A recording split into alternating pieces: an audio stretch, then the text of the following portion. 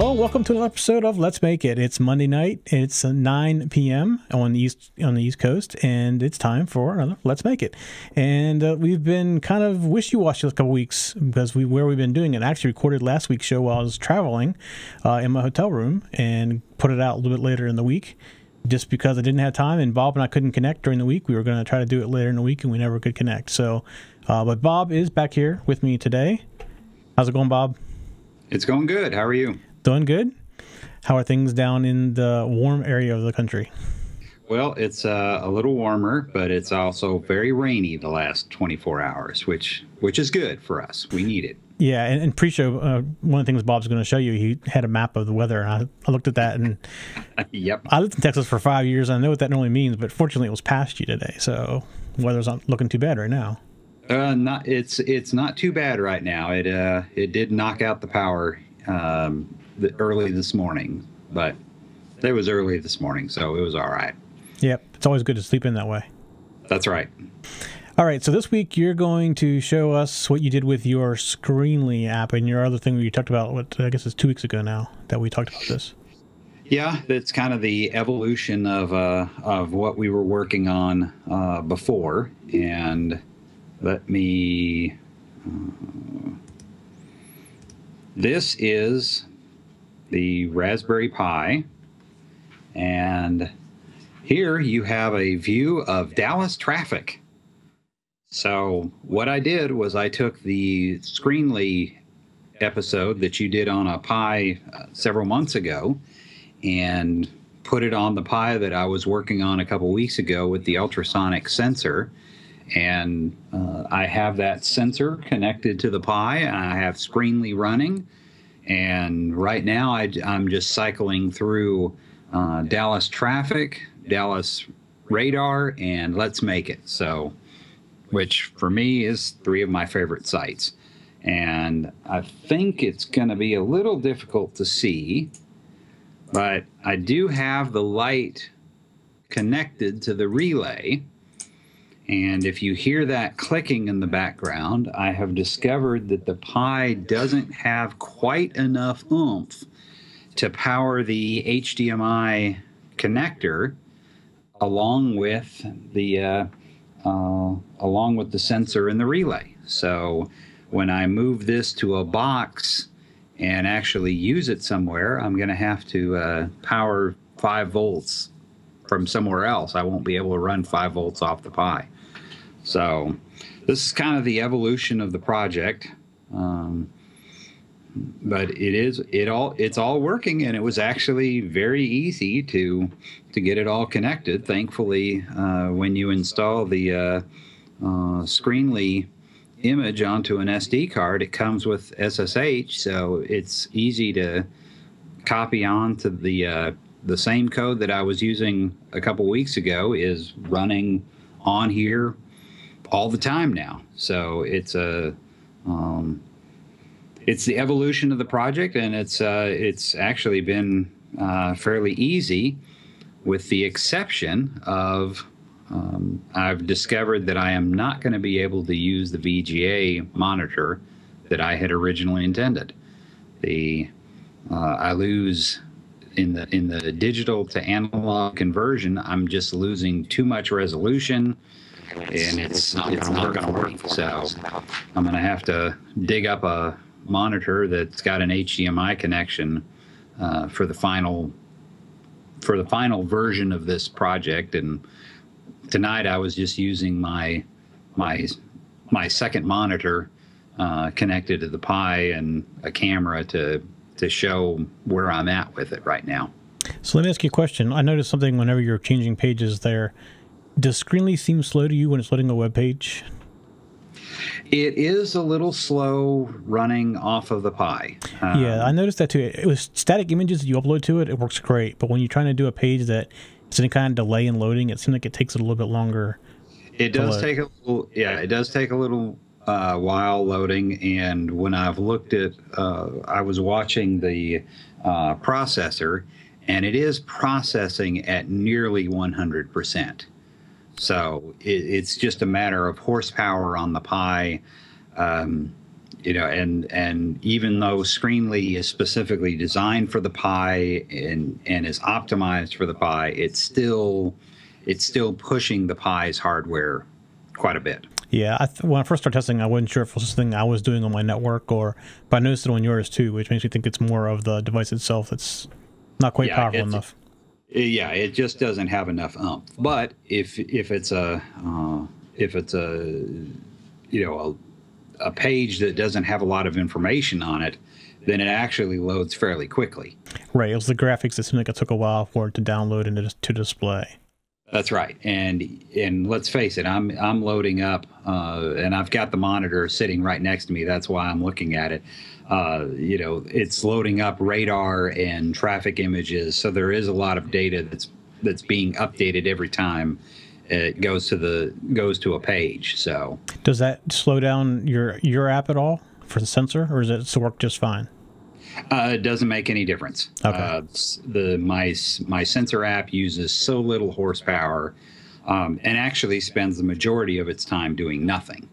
So, right. I just want to make sure that wasn't causing some kind of slowdown in the app itself. No, not at all. And I've got it running in the background as root. So as soon as the Pi comes on, the sensor comes on, and it's.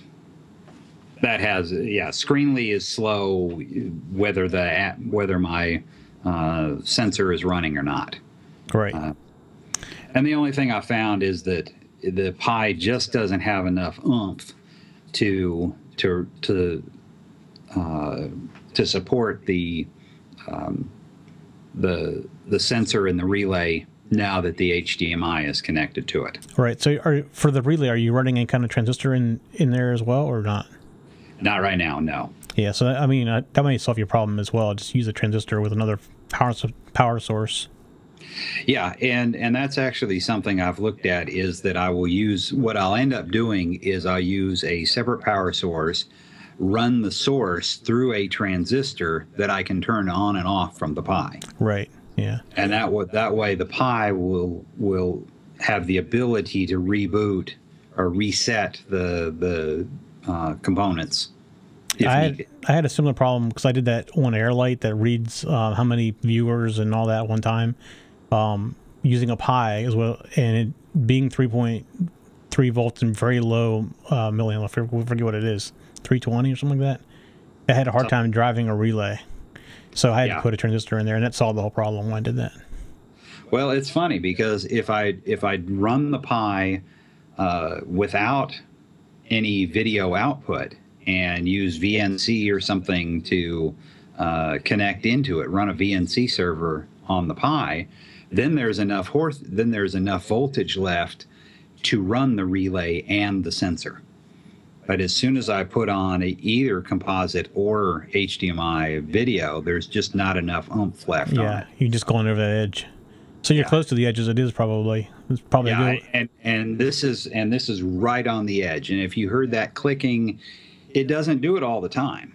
So it really is right on the edge of what the Pi can do. So, but in the final version, yes, I will use a transistor, and I'm going to have to use a outside 5-volt power supply and do a few other things. But in prototype, I've got everything working. Now I just need to find a monitor that I can use, and then put it in a box and connect it all up in a production setting. All right. So we need to have a little transition here. While you're doing that, though, I'm going to talk about a couple of other things real quick. Okay. Last week I did a show on the what is it? I forgot the name of it. That's how tired I am. The MicroPython, and I actually got something else with the same time I got the MicroPython. These are both from Kickstarter. I don't have a camera set up that I can actually use, I don't think, over my head. But this is a NavSpark, and this little thing is a Arduino-based GPS. It comes with the GPS antenna right here, but this is the actual board. So it's so I can read the model number without glasses. No, I can't.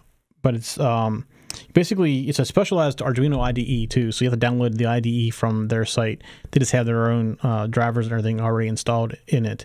but tiny little thing. I haven't had a chance to plug it in yet. So, but right there is the connector for the antenna. It's a tiny little thing right there, and reset. So over the next couple weeks, I'm going to be playing with this a little bit more, and that's coming up in a few weeks. We'll talk about that. It's pretty neat though. Something so small, is a GPS Arduino. And let's see. We'll let Bob tell me when he's ready. So the other thing Bob's been kind of working on, and Jim, who's in the chat room, has done this already, and they're going back and forth, is this TV out. And Bob got left out of this because Jim says, "Do you remember the Rainbow Arduino woes? This is the TV out woes now." And I'm not sure Bob heard me. I heard.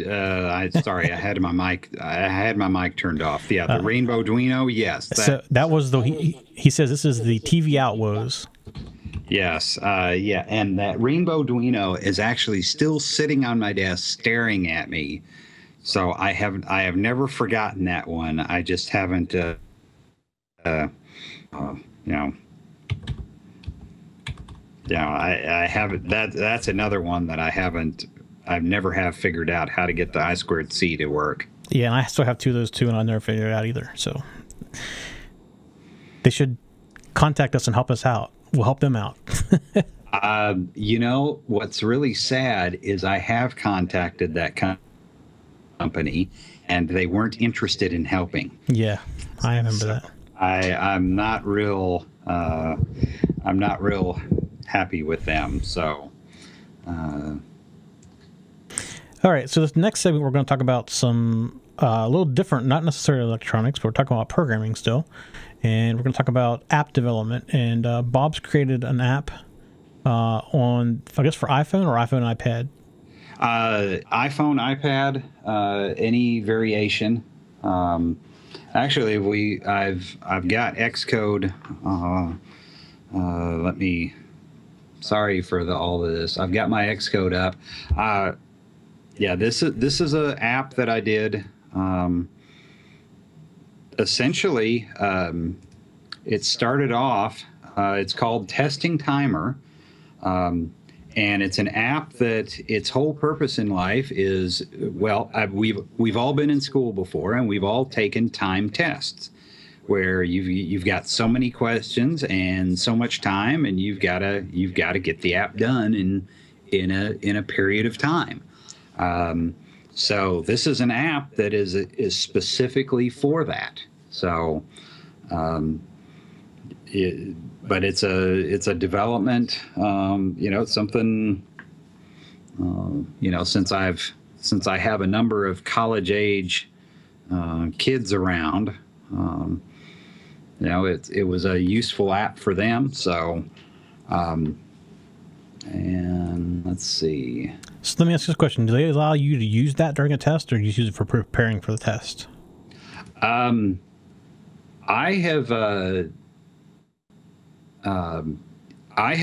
know people who have used it in a test, because it does turn the screensaver off, and if you leave the app, it will not. If you leave the app, it'll pause. So you must run it. There's no place in it to cheat. You can't load information in somewhere. Okay. Yeah, I just didn't know if they trusted somebody to be using that, without. So, but I've shown it to a few teachers. They like it. And there's been some ideas about where to take the app in the future, but it's a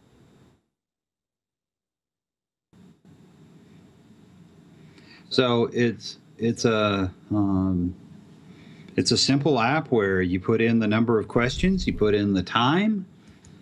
It'll warn you with sound if you want it to, either the last 10% of the test or the last question.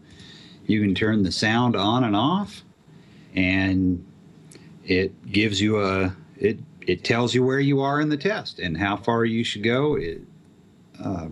Where you should be, what question you should be on, how much time you have left, if you leave the app or pause it, you get the big button that tells you to return.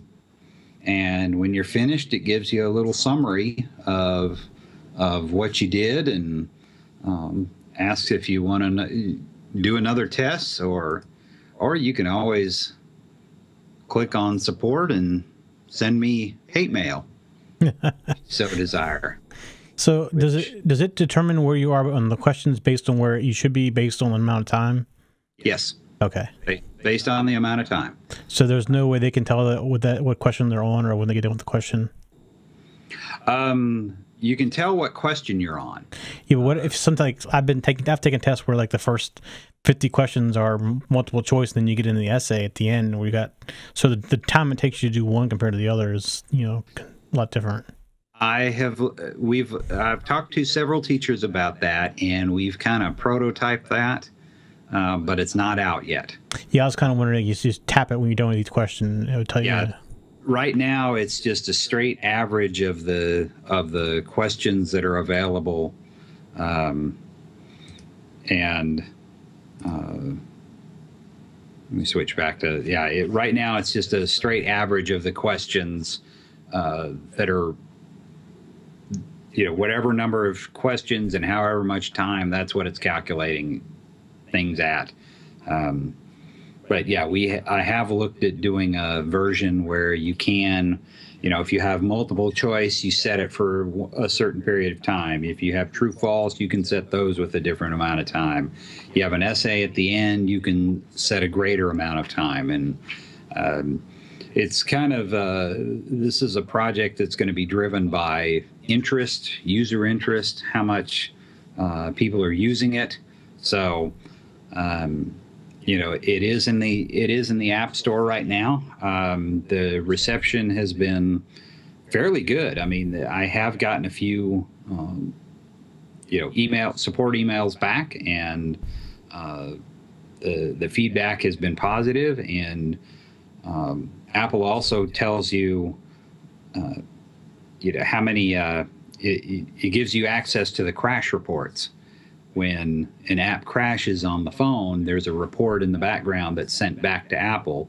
And as the developer, I can see those crash reports. And amazingly, I've had no crash reports yet. So, well, that's a good thing. which is a really good thing that the app is working. So, and it's a nice, simple, easy to use app, and it is free in the App Store right now. So you did this entirely in Xcode and Objective-C, correct? That's right. All right. So because there are other options where you can do it across platforms. Essentia has an app. It has a framework you can do and compile it, and then there's Accelerator, which is probably the most popular one that I've seen used for cross-platform. And then basically they compile it using different compilers for different phones. And so you did it straight in Objective-C and Xcode. Yes, that's right. Okay. And do you have any plans to take it to Android at any time? We are looking at it. My partner, my business partner, has actually talked to a couple developers who will essentially rewrite it. Right. For Android. And I've gotten a couple dozen requests for that, but not enough interest yet to really either pay a developer, pay an outside developer to rewrite it, or to rewrite it ourselves. So what's the monetization method you're using for it, or are you just doing it completely free? Right now, it is a free app, but I'm using the iAd framework from Apple. Okay. So on several of the screens, you have advertising, and when I was demoing this to, I used the rocket team that one of our sons is a part of, and I showed them, and all with one exception, they unanimously said we would prefer advertising than to pay for the app. So that's the way I went. Yeah, the iAds are pretty small at the bottom. They don't generally interfere with much. That's right. And to integrate them into the iAd into the app was was very easy. So, and if there's an interest in it, you know, I may have a version where I take the ads out and, you know, charge 99 cents or $1.99 or something. But right now it's a app that, you know, where people request things is where we go with it. Right. So, kind of on the heels of this, do we want to talk about a little bit about the new language that Apple released? Sure. Yeah, I do have the new Xcode downloaded. I do not have the beta of iOS 8 installed on anything. Oh, I have iOS 8. I actually I use a iPod Touch to do that kind of stuff. So I don't want to use my phone for that because I use my phone too much and I trust it. I need to trust it to work. Right. But I've also downloaded the new OS X as well, and I stuck it on a Mac Mini. So I'm going to be playing with it, kind of see there. Okay. But the new Swift language, that Apple announced a new language, and it really reminds you a lot of a scripting language, like JavaScript, for example. So it took the best of a bunch of different things and put it together. Yeah, when I was watching the very first introductory video from Apple, I very much had JavaScript was the first thing that came to mind. Is they took several things out of JavaScript, and it does seem to be the evolution of Xcode and Objective-C. They took things out of a bunch of languages and put them together into one language. So they took the best of a bunch of things. Like JavaScript is typeless, where this is not typeless, but it's what do they call it? Inferred. So it tries to figure out what you're trying to do.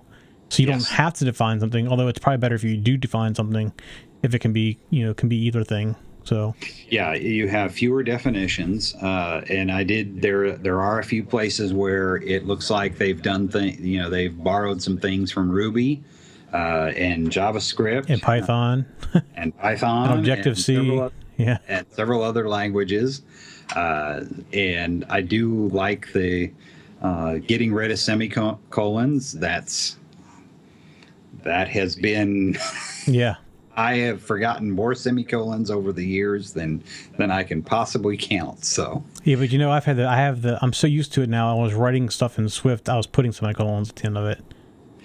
Yeah, but it's gonna take me a while to get past that now. Yeah, the compiler doesn't care. You can put it on there if you like, and but there are a few places where you do have to put in a semicolon to get the compiler to understand. Correct. That's correct. But it's not like every line needs to be terminated with a semicolon.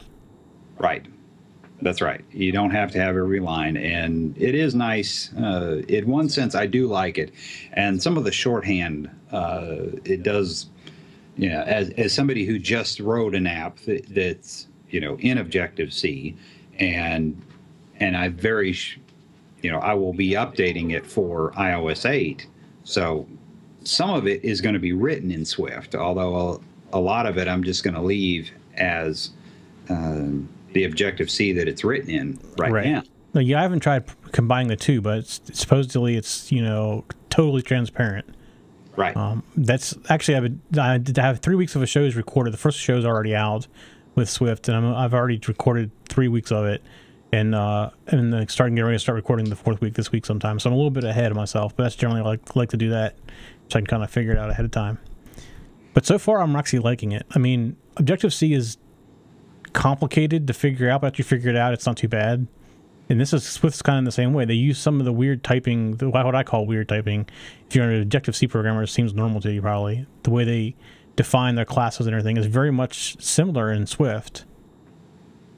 Yeah, it is the evolution of Objective-C. It's not a revolutionary language. It is the evolution. But you're right. They've done some very nice things with it. They've taken out some things that that are redundant, like semicolons, and I do like and I've heard it pronounced both tuples and tuples, depending on. I do like that. Right, and that comes from Python, I believe. Python has them. I assume it comes from Python. Yeah, that is something that I could have used in this app. I could have used that. Yeah, yeah.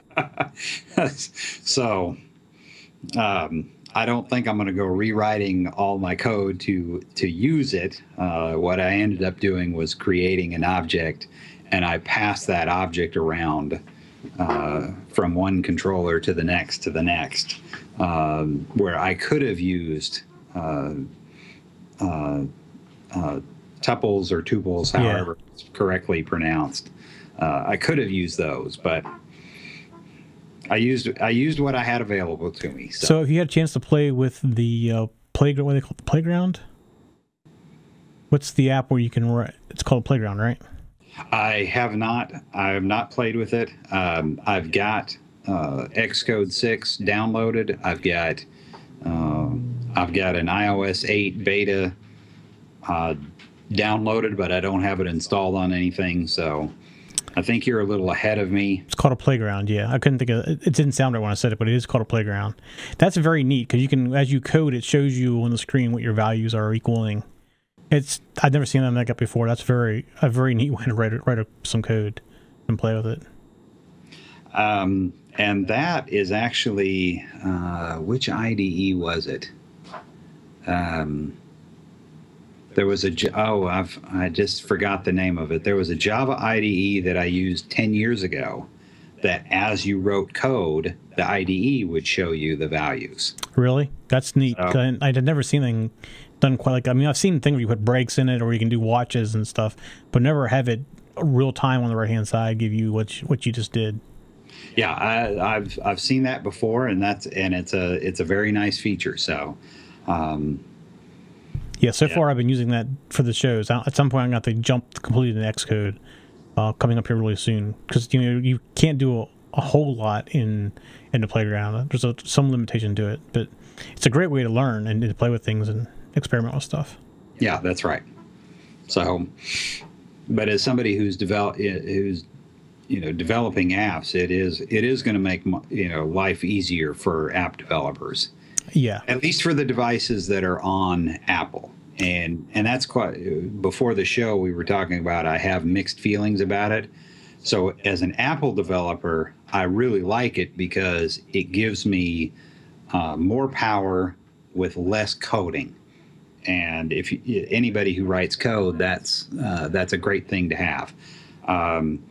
As someone who's looking at moving their apps to other devices besides Apple, it becomes even more difficult to port it somewhere else. So short of rewriting your code in multiple languages. Right, or using something like Accelerator that converts it for you. Yeah, and I think this is going to make that process more difficult. So yeah, I mean, I think kind of what they're shooting for was, if you look how easy it is to develop for Android using Java, then you go to look at Xcode with Objective-C. Objective-C is a lot more complicated to learn than what it is to learn Java. I think they're trying to get more people that know other scripting languages into the Apple ecosystem. Yes. And once they've got you, once you're in that system, they want to keep you there, obviously. Right. And if I were Apple, I'd want to do the same thing. I don't blame them in the least for making it easy to write code for Apple devices and more difficult for other devices. If I were at Apple, I'd do the same thing. So yeah, exactly. But I think it's been a long time coming. It's because Objective-C's been around for a long time. I know it's been changing over time, but it was developed back in the 80s, and for the most part, it's still the same. Well, and it's all it's got its the genesis of it is in regular C, and regular C's been around as long as I can remember, late 70s. Right. Mid-70s. Right. As long as longer than I've been coding. So, and there are some things that, that they've had to carry along for compatibility. And this one does break the C model completely. Right. Yeah, it definitely does. So at least before, you could write a straight C program in Xcode and it would work. Right. Yeah, absolutely. That's how you actually developed it in there for using things on the Mac. You can do console apps real easily. Just pretty much take anything you can get that compiles with GCC and it'll compile just fine with Xcode. That's right. But not anymore. Nope. But that's the movement of a modern language. Yeah. But it's funny. C, here we are, 40 years after whatever C was originally created, and we're still using it. Right. And it's used a lot. I mean, they've adapted it, C# and, different types of C language. C++ came out a little later. So, it's been adapted through time, but it's still used, pretty regularly. Yeah. There are some very good compilers out there. GCC, you really can't go wrong there. For something that you've got a low level, dealing with the operating system at a low level, it's a great compiler. So right. All right. Well, do you have anything else for this week? That is it for this week. All right. Well, go ahead. Have the app and evolution of my Pi and its sensor. Yep. All right. Well, I just want to remind everybody that you can always watch us on YouTube, and you can download us on most of the podcast directories. If you find one where we're not, please let us know and we'll make sure that we get there. But you either use iTunes or Dogcatcher or any of those, you can get our shows on there. You can also watch us live on your big TV while you get downloading a Roku app. In the Roku, just search for TechZen TV and you'll find us live right there on your big TV, not the little computer screen or anything like that. So you get us all right there. And definitely appreciate everybody telling your friends about us, because we've been growing. And even with our weird schedule last month and a half, we're still growing like crazy. And definitely appreciate everybody telling your friends or sharing our shows on YouTube or whatever. It's great that people are helping us out and getting the word out. I think that's it for us this week. And we'll see everybody next week. All right. Have a good evening. See ya. For show notes for this show, contacts, and more, go to the techzen.tv website where you can get show notes for all of our shows. We love to hear from our viewers and listeners. We have an email, a Twitter, and a phone number where you can contact us for each show. For details, visit the techzen.tv website and get the show details. You can also make a video and upload it somewhere like YouTube or Vimeo and then just send us a link. You never know, you may see your video in a future show. You can get all of our shows delivered automatically to your favorite device by going to your favorite podcast website like iTunes and subscribing. Each of our shows also has a YouTube channel you can subscribe to get regular updates. Our shows are also available on most internet radio networks like Stitcher and TuneIn Radio. You can also watch and listen to our shows on Xbox, TiVo, and Roku. You can even find us on your Zune.